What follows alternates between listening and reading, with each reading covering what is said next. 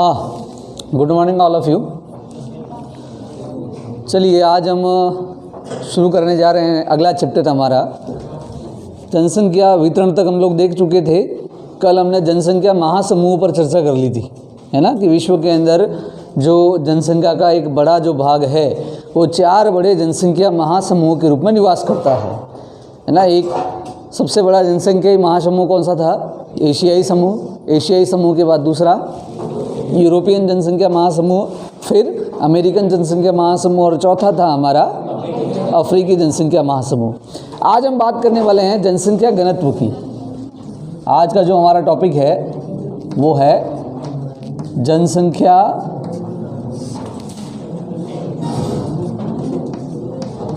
घनत्व, population density, जनसंख्या घनत्व। देखिए अब तक हम लोग जनसंख्या वितरण समझ रहे थे। अब केवल जनसंख्या वितरण के बारे में जानकारी होने मात्र से हमें किसी क्षेत्र की जनसंख्या से संबंधित सभी तथ्यों की जानकारी प्राप्त नहीं हो जाती है। मतलब जनसंख्या वितरण केवल और केवल जनसंख्या के वितरण को दर्शाता है। जनसंख्या के जो दूसरे सारे पहलू हैं उनको समझना है तो उसके लिए हमें जनसंख्या के विभिन्न अध्ययन करने के जो दूसरे जो प्रकार हैं उनको समझना ज़रूरी हो जाता है। तो उसी में से एक है हमारा जनसंख्या घनत्व। तो आज हम क्या पढ़ेंगे? जनसंख्या घनत्व पढ़ेंगे। मैं पहले भी आप लोगों को समझा चुका हूँ। 2 चीज़ें हैं, एक जनसंख्या वितरण होता है और दूसरा होता है जनसंख्या घनत्व होता है।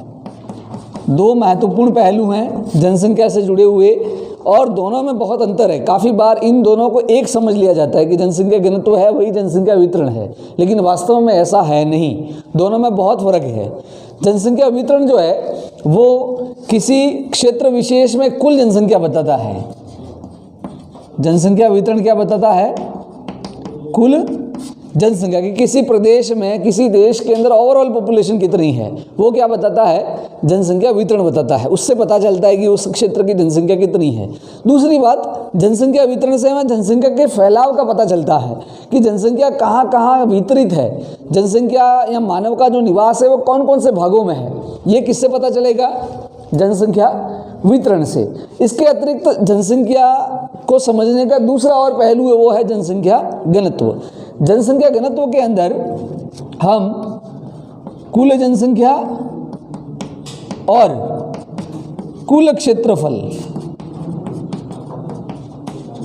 कुल जनसंख्या और कुल क्षेत्रफल के बीच के अनुपात का अध्ययन करते हैं। इन दोनों के बीच के अनुपात या रेशियो का अध्ययन करते हैं। समझना दोनों को। जनसंख्या के वितरण में हम किसका अध्ययन कर रहे थे? कुल जनसंख्या। जनसंख्या कहाँ कहाँ रहती है, उसका फैलाव कहाँ कहाँ है, वो किस में पढ़ रहे थे? वितरण के अंदर। घनत्व के अंदर हम क्या समझेंगे कि किसी प्रदेश या किसी देश की ओवरऑल पॉपुलेशन कितनी है, कुल जनसंख्या कितनी है, और उस क्षेत्र, जिस क्षेत्र की हम जनसंख्या देख रहे हैं वहाँ का एरिया कितना बड़ा है, वहाँ का क्षेत्रफल कितना है, और उन दोनों के बीच का संबंध कैसा है, उन दोनों के बीच का जो अनुपात है, रेशो है, वो किस तरह का है। अर्थात जनसंख्या घनत्व के अंदर भूमि पर पड़ने वाले जनसंख्या दबाव का अध्ययन किया जाता है। जिस तरह से वायु दाब का मापन किसकी सहायता से करते हैं हम लोग? बैरोमीटर की सहायता से। किसकी सहायता से? बैरोमीटर। बैरोमीटर जो है वो क्या नापने के काम आता है? एयर प्रेशर, वायु दाब नापने के काम आता है। वैसे ही जनसंख्या घनत्व जो है ये एक तरह से बैरोमीटर है। क्या है? बैरोमीटर है। जिस तरह से बैरोमीटर आपका एयर प्रेशर नापता है, वैसे ही जनसंख्या घनत्व क्या नापता है? Population pressure. जनसंख्या का दबाव जो है उसका नापन किसकी सहायता से होता है? जनसंख्या घनत्व। ये एक ऐसी विधि है जो ये हमें ये बताती है कि एक अमुक भूभाग पर लोगों का दबाव कितना है, मतलब पॉपुलेशन प्रेशर कितना है, वो किससे पता चलेगा? जनसंख्या घनत्व से पता चलेगा। देखिए प्रत्येक जो एरिया होता है, कोई एक क्षेत्र होता है, उस क्षेत्र की अपनी कैपेसिटी होती है, उसकी अपनी क्षमता होती है, और उस क्षमता के अनुसार ही उन लोगों का भरण पोषण कर पाता है। उदाहरण के लिए एक खेत है, उस खेत के अंदर सपोज आपका 10 क्विंटल अनाज पैदा हो रहा है, तो 10 क्विंटल अनाज जो है वो एक निश्चित लोगों को ही पोषित कर पाएगा। ऐसा नहीं कि उस 10 क्विंटल अनाज से आप लाखों लोगों को जिमा सकते हैं, भोजन करा सकते हैं। संभव है क्या? ऐसा नहीं है। तो इससे हमें ये पता चलता है कि अमुक एरिया जो है उसका क्षेत्रफल कितना है और वहाँ लोगों का दबाव कितना है, क्या वह कितने लोगों को पोषित कर पाएगा, है ना, जो पोषण का जो स्तर होगा उस एरिया से कितना होगा, ये किससे पता चलेगा, जनसंख्या घनत्व से पता चलेगा। तो पहले तो इन दोनों में अंतर समझ में आ गया, फिर से एक बार पहले भी समझा चुका हूँ। वितरण का मतलब है कुल जनसंख्या, और जनसंख्या का फैलाव कहाँ कहाँ है ये जनसंख्या वितरण से पता चलेगा। जनसंख्या घनत्व क्या बताता है, कुल जनसंख्या और कुल क्षेत्रफल के बीच का अनुपात कैसा है, रेशो कैसा है, वो किससे पता चलता है, जनसंख्या घनत्व से पता चलता है। दूसरी बात, सामान्यतः जनसंख्या घनत्व का जो नापन है वो किया जाता है प्रति वर्ग किलोमीटर, प्रति वर्ग किलोमीटर या प्रति वर्ग मील, प्रति वर्ग किलोमीटर या प्रति वर्ग मील में निवास करने वाले लोगों की संख्या, लोगों की संख्या। जनसंख्या घनत्व का जो नापन या मापन करते हैं जनसंख्या घनत्व का, तो उसकी जो यूनिट है किस इकाई में उसका, जैसे कि वायुदाब का मापन कौन सी यूनिट में होता था, मिलीबार, है ना, एमबी लिखते थे हम लोग, एमबी से किसका एमबी किसका प्रतीक है, वायुदाब का। सबसे अधिक वायुदाब कहाँ होता है, सबसे अधिक एयर प्रेशर कहाँ होता है, सागर तल पे, कहाँ पे, समुद्र के ऊपर वायु का दबाव क्या होता है, सबसे ज़्यादा होता है, 1013.25 मिलीबार सबसे अधिक होता है धरातल के ऊपर। तो इसी तरह से जैसे वायुदाब के अंदर हम प्रति इकाई वायु का पड़ने वाला जो दबाव है उसका नापन करते हैं, वैसे ही जनसंख्या घनत्व को नापने की जो इकाई है वो क्या है, प्रति वर्ग किलोमीटर या प्रति वर्ग मील निवास करने वाले लोगों की संख्या। अब प्रति वर्ग मील या प्रति वर्ग किलोमीटर क्या होता है ये आप लोगों को पता ही होगा, मैं फिर से बता देता हूँ। अब वर्ग किलोमीटर या किलोमीटर स्क्वायर जो होता है वो इस तरह से होता है कि 1 किलोमीटर इधर, 1 किलोमीटर इधर, 1 किलोमीटर इधर और 1 किलोमीटर इधर, ये 1 किलोमीटर स्क्वायर का एक ब्लॉक बन गया, ठीक, इसको हम बोलेंगे प्रति वर्ग किलोमीटर। क्या बोलेंगे, अब इस प्रति वर्ग किलोमीटर में लोग कितने रहते हैं, इसके अंदर निवास करने वाले लोगों की संख्या, इसी को हम क्या कहते हैं, जनसंख्या घनत्व कहते हैं। क्लियर, जनसंख्या घनत्व क्या होता है समझ में आ गया। जनसंख्या घनत्व किस किस के बीच का अनुपात दर्शाता है कि किसी क्षेत्र के अंदर कुल जनसंख्या और उस क्षेत्र में जनसंख्या, उस क्षेत्र का क्षेत्रफल कितना है, इन दोनों का जो अनुपात है वो किससे पता चलेगा, जनसंख्या, उसी को हम क्या कहते हैं, जनसंख्या घनत्व कहते हैं। 1 वर्ग किलोमीटर का जो ब्लॉक है, 1 वर्ग किलोमीटर का, 1 वर्ग मील का जो ब्लॉक है उसके अंदर रहने वाले लोगों की संख्या कितनी है, इसी को हम क्या कहते हैं, जनसंख्या घनत्व कहते हैं। क्लियर। अब बात करते हैं जनसंख्या घनत्व के प्रकार। अब देखिए, अलग अलग उद्देश्यों या अलग अलग तथ्यों की जानकारी प्राप्त करने के लिए जनसंख्या घनत्व के अलग अलग प्रकार बताए गए हैं या समझाए गए हैं। ओवरऑल हमें 5 प्रकार के जनसंख्या घनत्वों का अध्ययन करना है। कितने प्रकार के, 5 प्रकार के जनसंख्या घनत्व। मैं पांचों के नाम लिख लेता हूँ। पहला होता है अंक गणितीय या गणितीय जनसंख्या घनत्व या सामान्य जनसंख्या घनत्व। पहले को क्या बोलते हैं, गणितीय जनघनत्व या अंक गणितीय जनसंख्या घनत्व। देखिए, ये जनसंख्या घनत्व नापने का बहुत सिंपल और बहुत साधारण प्रकार है, और सबसे अधिक जो यूज़ है जनसंख्या घनत्व का वो सबसे अधिक इसी प्रकार का हम सबसे अधिक प्रयोग करते हैं। सामान्यतः ये जो जनसंख्या घनत्व का जो प्रकार है जिसको हम क्या बोलते हैं, गणितीय जनघनत्व, या फिर इसको हम कह सकते हैं सामान्य जनघनत्व। ये जनसंख्या घनत्व का सबसे आसान प्रकार है, जनसंख्या घनत्व का सबसे आसान प्रकार है, और सबसे उपयोगी या सबसे अधिक उपयोग में लिया जाने वाला प्रकार भी कौन सा है, गणितीय जनसंख्या घनत्व है। गणितीय जनसंख्या घनत्व निकालने का जो फॉर्मूला है, सूत्र है, वो कुछ इस प्रकार है कि कुल जनसंख्या बटे कुल क्षेत्रफल, कुल जनसंख्या में भाग लगा देंगे कुल क्षेत्रफल का, तो क्या निकल जाएगा, गणितीय जनसंख्या घनत्व निकल जाएगा। कि किसी क्षेत्र के अंदर, किसी देश की, किसी राज्य की, किसी जिले की कुल जनसंख्या कितनी है, उस कुल जनसंख्या में किसका भाग लगाओगे, कुल क्षेत्रफल का भाग लगाओगे, तो हमें क्या प्राप्त हो जाएगा, गणितीय जनसंख्या घनत्व प्राप्त हो जाएगा। जो कि भारत का कितना है, 2011 की जनगणना के अनुसार 387। आगे की यूनिट क्या है? व्यक्ति प्रति वर्ग किलोमीटर। ठीक, ये मीट्रिक पैमाना है जनसंख्या जो भारत के अंदर जो हम आंकड़ों का या यूनिट जो होती नापने की, वो जो भारत में हम यूज़ करते हैं वो कौन सी करते हैं? मीट्रिक प्रणाली की। आप लोगों ने पढ़ चुके हैं ना 11वीं क्लास के प्रैक्टिकल के अंदर मैंने बताया था कि मापन की दो प्रकार की प्रणालियाँ चलती है, एक ब्रिटिश और दूसरी मीट्रिक। ब्रिटिश के अंदर कौन कौन सी यूनिट थी? मील, फरलांग, गज, फीट और इंच। और मीट्रिक प्रणाली के अंदर milli, centi, decimetre, deca, hecto, kilometre. तो भारत में यही यूज़ होता है। तो 387 व्यक्ति प्रति वर्ग किलोमीटर, ये क्या है? भारत का औसत जनसंख्या घनत्व है। ये यही जनसंख्या घनत्व है। कौन सा? गणितीय या फिर सामान्य जनसंख्या घनत्व। तो भारत का कितना हो गया? 387 व्यक्ति प्रति वर्ग किलोमीटर। इसी तरह से वॉशिंगटन ब्यूरो के जनसंख्या के आंकड़े हमारे पास हैं। उसके अनुसार विश्व का जनसंख्या घनत्व 47 व्यक्ति प्रति वर्ग किलोमीटर है। ये दो आंकड़े आपको हमेशा याद रखने हैं। कितने? भारत का जनसंख्या घनत्व कितना है? 387 व्यक्ति प्रति वर्ग किलोमीटर। और विश्व का जनसंख्या घनत्व कितना है? 47 व्यक्ति प्रति वर्ग किलोमीटर। क्लियर? दोनों चीज़ें स्पष्ट हो गई। गणितीय जनसंख्या घनत्व भी समझ में आ गया, कैसे निकालते हैं ये भी समझ में आ गया ना। प्रश्न आ सकता है कि गणितीय जनसंख्या घनत्व को समझाइए या गणितीय जनसंख्या घनत्व निकालने का सूत्र बताइए। तो क्या लिखेंगे? कुल जनसंख्या में भाग लगा देंगे कुल क्षेत्रफल का। अब ये सामान्य जनसंख्या घनत्व क्यों कहलाता है? कुछ चर्चा जब घनत्व की कर ही रहे हैं तो इससे जुड़े हुए कुछ और अन्य पहलुओं पर भी हम बात कर लेते हैं। इसको सामान्य जनसंख्या घनत्व इसलिए कहते हैं क्योंकि ये जो आंकड़े हैं वो लगभग सब जगह मिल जाते हैं, है ना। कि विश्व की जो जनसंख्या लगभग सभी देश जो हैं, सभी राज्य जो हैं, उन सभी में जनगणना आम बात है आजकल, है ना। भारत के अंदर जनगणना कितने सालों में होती है? 10 वर्षों में। इससे पहले जनगणना कब हुई थी? 2011 में। आने वाली जनगणना कब होगी? 2021 में, है ना। उसका कार्य अभी सरकार प्रारंभ कर रही थी लेकिन कोरोना की वजह से रुक गया है ना।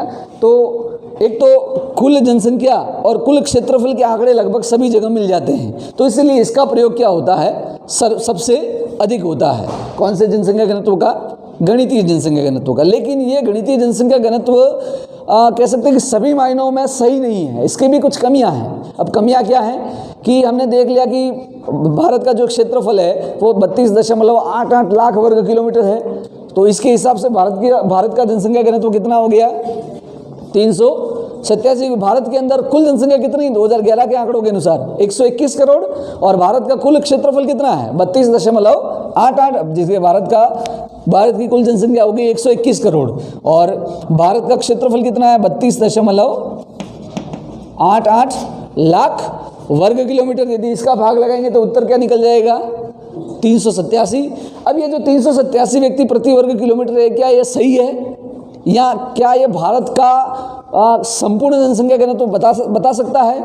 नहीं बता सकता है। क्यों नहीं बता सकता है? इसके अंदर कमियां हैं। कमियां ये हैं कि जो 32.88 लाख वर्ग किलोमीटर जो भारत का क्षेत्रफल है वो वास्तव में मानव के उपयोग में आने वाला संपूर्ण क्षेत्रफल नहीं है। उसके अंदर पर्वत भी आ गए, पठार भी आ गए, मरुस्थल भी आ गया, है ना, हिमालय क्षेत्र भी आ गया, सभी उसके अंदर सम्मिलित हो गए।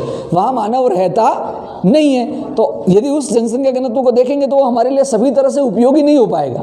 है भारत का जनसंख्या घनत्व लेकिन हर तरह से उपयोगी नहीं है, क्योंकि उसमें ऐसा क्षेत्र भी आ गया जो मानव के लिए उपयोगी नहीं है। तो इसी का संशोधित जनसंख्या घनत्व का एक दूसरा प्रकार आता है जिसको हम बोलते हैं फिजियोलॉजिकल डेंसिटी या फिर कायिक जनसंख्या घनत्व। दूसरा जनसंख्या घनत्व का प्रकार हो जाएगा हमारा कायिक जनसंख्या घनत्व। कायिक जनसंख्या घनत्व। अब कायिक जनसंख्या घनत्व में हम इसको मॉडिफाई कर लेते हैं। किसको? कुल क्षेत्रफल को। या हम कुल क्षेत्रफल का यूज नहीं लेते हैं। ऊपर तो हो जाएगा कुल जनसंख्या और कुल जनसंख्या में हम भाग लगाएंगे कुल कृषि योग्य भूमि। कुल कृषि योग्य भूमि का क्षेत्रफल। भूमि का क्षेत्रफल। इससे क्या फायदा हुआ कि जो निर्जन या कह सकते हो कि जो अनुपयोगी भूमि थी वो क्या हो गई? निकल गई। अब हम कौन सी भूमि का एरिया इसमें लेने जा रहे हैं? केवल एग्रीकल्चरल लैंड, मतलब जो प्लेन एरिया है, जो समतल एरिया है, जो मानव के उपयोग में आता है, उस एरिया को ले लिया और उसका भाग किससे लगा लिया? कुल जनसंख्या में। तो हमें क्या कौन सा घनत्व प्राप्त हो जाएगा? कायिक जनसंख्या घनत्व। ठीक, तो इसका जब ये हमारे लिए पूरी तरह से उपयोगी नहीं है, क्योंकि इसमें ऐसे जो अनुपयोगी जो भूभाग हैं वो भी इसके अंदर इंक्लूड हो गए, तो इसलिए हम इसको पूरी तरह से उपयोगी नहीं मान सकते। इसके स्थान पे हम कौन सा काम में लेने हैं? कायिक जनसंख्या घनत्व। तो कायिक जनसंख्या घनत्व निकालने का फॉर्मूला क्या हो जाएगा? कुल जनसंख्या, और कुल जनसंख्या में किसका भाग लगाएंगे?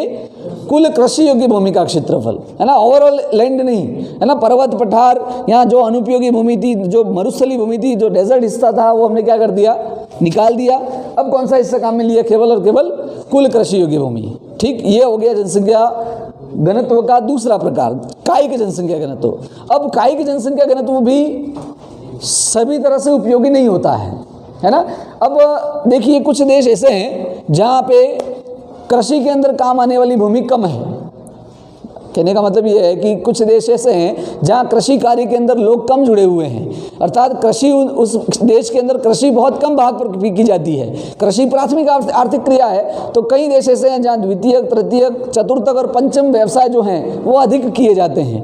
तो ऐसे कंट्रीज के अंदर ये घनत्व निकालना ठीक नहीं रहेगा, तो इसलिए एक तीसरा जनसंख्या घनत्व निकल जाता है, वो निकल जाता है कृषि जनसंख्या घनत्व, या जिसको बोलते हैं कृषि घनत्व। क्या कहते हैं?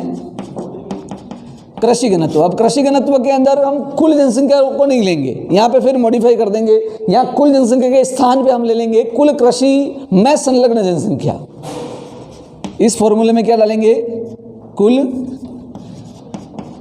कृषि में संलग्न जनसंख्या, और इसमें भाग लगा देंगे किसका? कृषि योग्य भूमि का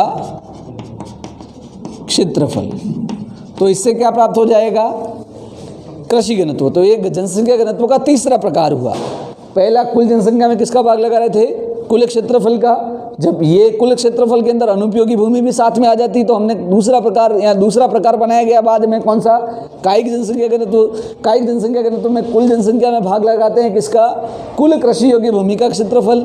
अब ये कुल कृषि योग्य भूमि का क्षेत्रफल ये उन देशों के लिए उपयोगी नहीं है जहाँ पे कृषि कार्य कम होते हैं। तो जहाँ कृषि कार्य अधिक होते हैं उन देशों के लिए ये वाला जनसंख्या घनत्व ठीक है। कौन सा? कृषि घनत्व। तो कृषि घनत्व का फॉर्मूला क्या हो जाएगा कि कुल कृषि में संलग्न जनसंख्या, और इसमें भाग लगाएंगे कुल कृषि योग्य भूमि का क्षेत्रफल। ठीक, अब ये जो जनसंख्या घनत्व का प्रकार है ये उन्हीं देशों के लिए सूटेबल है जहाँ पे अधिकांश लोग किसमें जुड़े हुए हैं? कृषि के अंदर। जैसे कि जितने विकासशील देश हैं वहाँ की 60% से अधिक आबादी, 60% से अधिक आबादी कृषि में जुड़ी हुई है। जैसे कि भारत की ओवरऑल कार्यशैली की बात की जाए तो भारत की 60% से अधिक आबादी प्रत्यक्ष रूप से किसमें जुड़ी हुई है? कृषि के अंदर जुड़ी हुई है।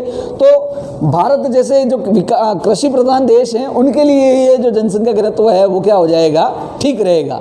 लेकिन उन देशों की बात करें कि जहाँ कृषि में जुड़ी हुई जनसंख्या कम है, जैसे कि जापान की बात करें, अधिकांश यूरोपियन देश हैं, यूरोपियन देशों में ब्रिटेन है आपका, है ना, फ्रांस है, जर्मनी है, इन देशों के अंदर कृषि में जुड़े हुए लोगों की संख्या क्या है?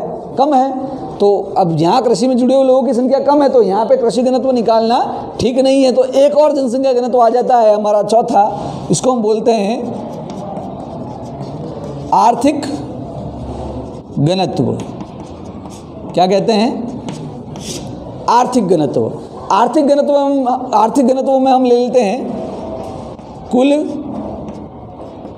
जनसंख्या, और कुल जनसंख्या में भाग लगाया जाता है ओवरऑल संसाधनों का। किसका? कुल संसाधनों का। तो कौन सा घनत्व निकल जाएगा? आर्थिक घनत्व। तो आर्थिक घनत्व निकालने का सूत्र क्या हुआ? कुल जनसंख्या। कुल जनसंख्या पे किसका भाग लगाएंगे? कुल संसाधनों का। ओवरऑल रिसोर्सेज कितने हैं? अब संसाधनों में सारी चीज़ें आ गई, संसाधनों में सभी चीज़ें इंक्लूड हो जाती हैं, जैसे कि कृषि योग्य भूमि, उद्योग धंधे, है ना, दूसरी जो सेवाएं सर्विसेज हैं, वो सारी जितने भी संसाधन हैं जो जितना जिनसे देश का प्रोडक्शन होता है, उत्पादन होता है, वो सारे संसाधन किसमें इंक्लूड हो जाते हैं? यहाँ पर कौन से घनत्व के अंदर? आर्थिक घनत्व। आर्थिक घनत्व का सूत्र क्या हो गया? कुल जनसंख्या में भाग लगा देंगे संसाधन का, तो क्या निकल जाएगा? आर्थिक घनत्व निकल जाएगा। और जनसंख्या घनत्व का लास्ट 5वां जो प्रकार है वो है हमारा पोषण घनत्व। कौन सा? पोषण घनत्व। पोषण घनत्व का फॉर्मूला हो जाता है हमारा कुल जनसंख्या और कुल जनसंख्या में खाद्य फसलों का क्षेत्रफल। कुल जनसंख्या में किसका भाग लगाएंगे? खाद्य या खाद्यान्न फसलों का क्षेत्रफल। ठीक, कुल जनसंख्या में किसका भाग लगाएंगे? खाद्यान्न फसल, ऐसा एरिया जो खाद्यान्नों का उत्पादन करता है। अब जैसे कि अब ये जो जनसंख्या घनत्व है वो ऐसे देशों के अंदर उपयोगी है जहाँ पे एक या एक से अधिक खाद्यान्न फसलें जो हैं उत्पादित होती हैं और अधिकांश लोगों का जो खाद्यान्न है वो वही फसल है।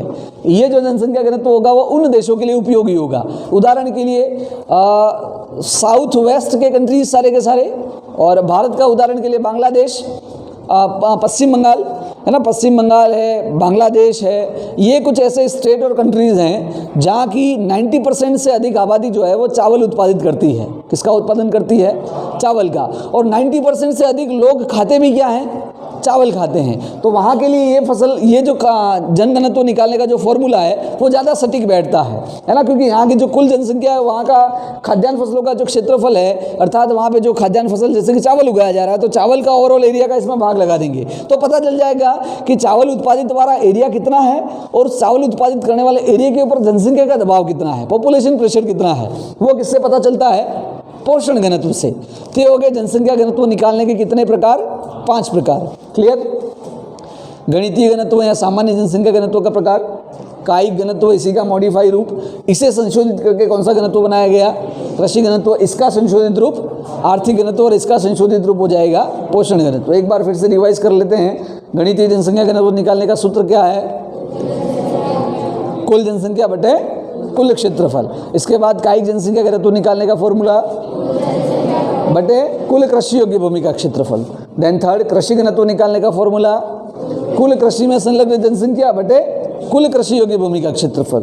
4th नंबर पे आर्थिक घनत्व, इसको निकालने का फॉर्मूला कुल जनसंख्या में भाग लगा देंगे कुल संसाधनों का। एंड लास्ट, पोषण घनत्व, कुल जनसंख्या में भाग लगाएंगे खाद्यान्न फसलों के क्षेत्रफल का। ठीक, क्लियर? ये हो गए जनसंख्या घनत्व। भारत का जनसंख्या घनत्व कितना है? भारत का जनसंख्या घनत्व कितना है? 387 व्यक्ति प्रति वर्ग किलोमीटर। यूनिट लगाना मत भूलना पीछे। यदि प्रश्न आ गया कि भारत का जनसंख्या घनत्व बताइए, आपने 387 करके लिख लिया तो मेरे जैसा जांच करने वाला वो आधा नंबर देगा, पूरा नहीं देगा, क्योंकि आपने पीछे यूनिट नहीं लगाई है। 387 क्या है? तो 387 व्यक्ति प्रति वर्ग किलोमीटर। विश्व का जनसंख्या घनत्व कितना है? 47 व्यक्ति प्रति वर्ग किलोमीटर। ठीक, अब ये जो जनसंख्या घनत्व का जो वितरण है वो जनसंख्या वितरण के समान ही असमान या विषम है। अब ये जो जनसंख्या वितरण है, जनसंख्या घनत्व है, वो ओवरऑल पूरे विश्व के अंदर एक जैसा नहीं है। कुछ देश ऐसे हैं या कुछ एरिया ऐसे हैं जहाँ का जनसंख्या घनत्व बहुत ज़्यादा है, कुछ देश और कुछ एरिया ऐसे हैं जहाँ का जनसंख्या घनत्व कम है। उदाहरण के लिए आपका ग्रीनलैंड है, आइसलैंड है, इसके बाद में जितने भी ठंडे देश, यहाँ कह सकते हो कि जो आर्कटिक रीजन के जो एरिया हैं, मंगोलिया का जो हिस्सा है मध्य एशिया का, वहाँ का जनसंख्या घनत्व 1 व्यक्ति प्रति वर्ग किलोमीटर से भी कम है। वहाँ का जनसंख्या घनत्व 1 व्यक्ति प्रति वर्ग किलोमीटर से भी कम है। वहीं कुछ देश ऐसे भी हैं, जैसे कि सिंगापुर की बात की जाए तो सिंगापुर का जनसंख्या घनत्व 7,797 व्यक्ति प्रति वर्ग किलोमीटर है। कितना? 7,797 व्यक्ति प्रति वर्ग किलोमीटर। मतलब जनसंख्या घनत्व जो है वो धरातल पर एक समान नहीं है। धरातल पर जनसंख्या की वितरण के समान ही कैसा है? असमान है। तो अब हम बात करेंगे जनसंख्या घनत्व के वितरण की। किसकी बात कर रहे हैं? जनसंख्या घनत्व के वितरण की। तो जनसंख्या घनत्व के वितरण को समझाने के लिए हम पूरे विश्व को 5 जनसंख्या घनत्व भागों में बांट देते हैं। कितने? 5। एक ऐसे रीजन या ऐसे एरिया या ऐसे देश जहां अत्यधिक जनसंख्या घनत्व है, जनसंख्या घनत्व क्या है? बहुत ज़्यादा है। दूसरे में हम ऐसे कंट्रीज या ऐसे देश रखेंगे जहां जनसंख्या घनत्व सामान्य है, अर्थात अत्यधिक जनसंख्या घनत्व के अंदर हम ऐसे कंट्रीज रख रहे हैं जहां का जनसंख्या घनत्व 250 व्यक्ति प्रति वर्ग किलोमीटर से अधिक है। तो जहां जनसंख्या घनत्व 250 व्यक्ति प्रति वर्ग किलोमीटर से अधिक होगा, उस क्षेत्र को हम क्या कहेंगे? अत्यधिक जनसंख्या घनत्व वाले क्षेत्र। क्या बोलेंगे?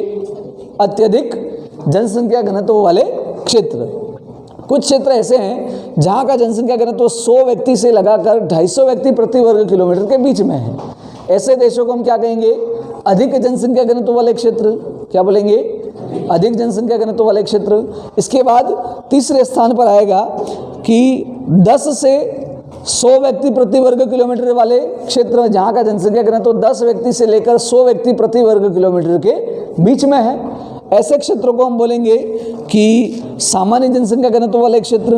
फिर कुछ रीजन ऐसे हैं जहाँ का जनसंख्या घनत्व 1 से लगाकर 10 व्यक्ति प्रति वर्ग किलोमीटर के बीच में है। तो जहाँ का जनसंख्या घनत्व 1 से 10 व्यक्ति प्रति वर्ग किलोमीटर के बीच में होगा, उसे हम बोलेंगे कम जनसंख्या घनत्व वाले क्षेत्र। और लास्ट 5वें स्थान पे वे क्षेत्र जहाँ जनसंख्या घनत्व 1 व्यक्ति प्रति वर्ग किलोमीटर से भी कम है। ऐसे क्षेत्र को हम क्या कहेंगे? निर्जन या जनविहीन या अत्यधिक न्यून जनसंख्या घनत्व वाले क्षेत्र। तो पूरे विश्व को हम कितने भागों में बांट रहे हैं जनसंख्या घनत्व के आधार पर? 5। अत्यधिक, अधिक, सामान्य, कम और अति न्यून या निर्जन प्राय। ये हो गए जनसंख्या घनत्व का विश्व वितरण। ठीक, इसको समझ लेते हैं पहले।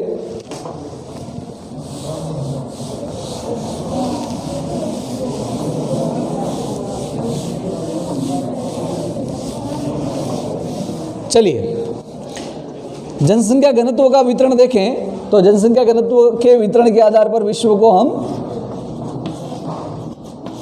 4 और 5 भागों में बांटते हैं। पहला, अत्यधिक जनघनत्व वाले प्रदेश। देन सेकेंड, अधिक जनघनत्व वाले प्रदेश। इसके बाद तीसरे स्थान पे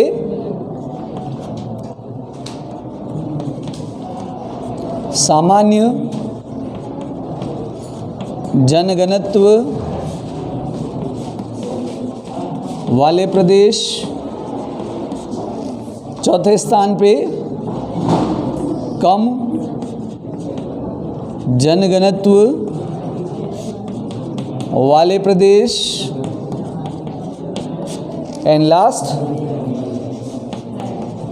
अति न्यून जनघनत्व वाले प्रदेश। ठीक, अत्यधिक जनसंख्या घनत्व वाले रीजन के अंदर वैसे क्षेत्र जहां का जनसंख्या घनत्व 250 व्यक्ति प्रति वर्ग किलोमीटर से भी पर स्क्वायर किलोमीटर से भी क्या है? ज़्यादा है। ऐसे रीजन, ऐसे प्रदेश जहां का जनसंख्या घनत्व 250 व्यक्ति प्रति वर्ग किलोमीटर से ज़्यादा है। फिर अधिक जनसंख्या घनत्व में 100 से 250 पर्सन पर किलोमीटर स्क्वायर है ना, जहाँ का जनसंख्या घनत्व 100 से 250 व्यक्ति प्रति वर्ग किलोमीटर से ज़्यादा है। इसके बाद 10 से 100 पर्सन पर स्क्वायर किलोमीटर। देन 1 से 10 व्यक्ति प्रति वर्ग किलोमीटर। और लास्ट, 1 व्यक्ति प्रति वर्ग किलोमीटर से भी कम, लेस देन 1 पर्सन पर स्क्वायर किलोमीटर से भी कम का जो एरिया होगा वो क्या कहलाएगा? अति न्यून जनसंख्या घनत्व वाले रीजन।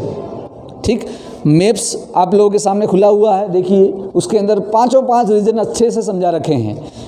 वैसे रीजन जहाँ जनसंख्या घनत्व 200 व्यक्ति प्रति वर्ग किलोमीटर से ज़्यादा है उसे बिल्कुल ब्लैक कर रखा है, बिल्कुल डार्क कर रखा है। इसके बाद ऐसे रीजन जहाँ जनसंख्या घनत्व 101 से 250 है वहाँ लाइन कर रखी है, सीधी लाइनें हैं, स्ट्रेट।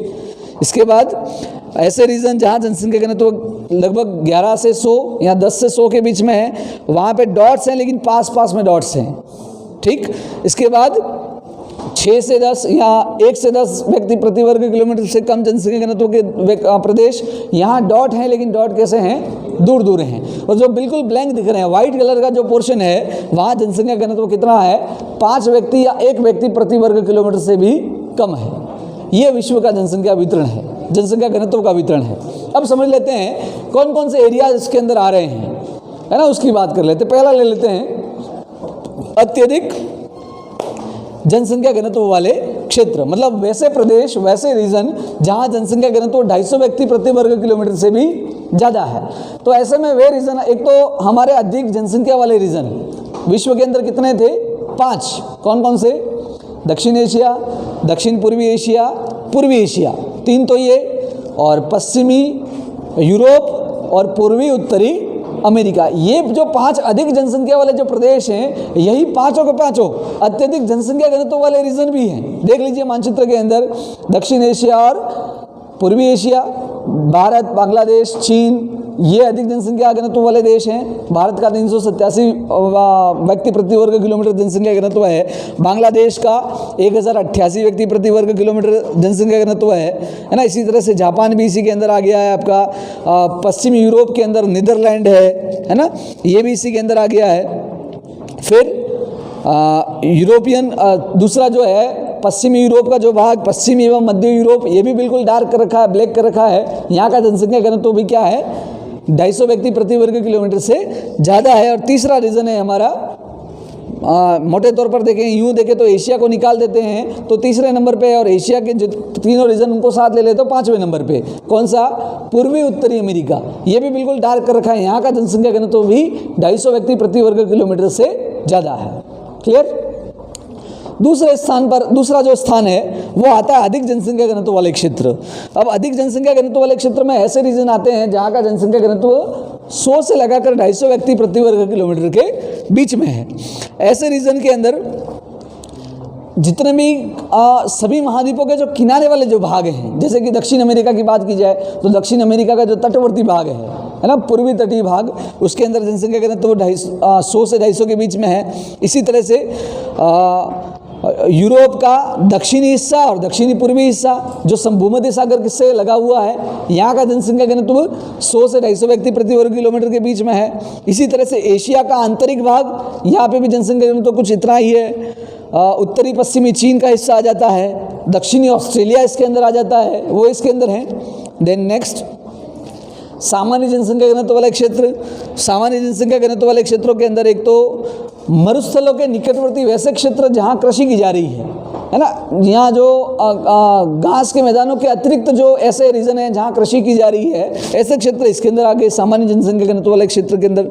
फिर कम जनसंख्या घनत्व वाले क्षेत्र, इसके अंदर विश्व के सभी घास के मैदान है ना, शीतोष्ण कटिबंधीय घास के मैदान और उष्ण कटिबंधीय घास के मैदान जो हैं, वहाँ पे जनसंख्या घनत्व आपका मिलता है 10 से 1 के बीच में, या 10 से 5 के बीच में। और लास्ट जनविहीन क्षेत्र, मतलब जितने भी अत्यंत उष्ण मरुस्थल हैं, बहुत ठंडे मरुस्थल हैं, वहाँ सब जगह जनसंख्या घनत्व 1 व्यक्ति प्रति वर्ग किलोमीटर से भी क्या है, कम है। जैसे कि अलास्का है, आपका ग्रीनलैंड है, साइबेरिया है ना, ये यहाँ पे सब जगह जनसंख्या घनत्व 1 व्यक्ति प्रति वर्ग किलोमीटर से कम है। ये हो गए विश्व के 5 जनसंख्या घनत्व के वितरण के आधार पर प्रदेश, ठीक। अत्यधिक, अधिक, सामान्य, कम और अति न्यून या जनविहीन। क्लियर। लिखें इसको, चलिए उतारिए।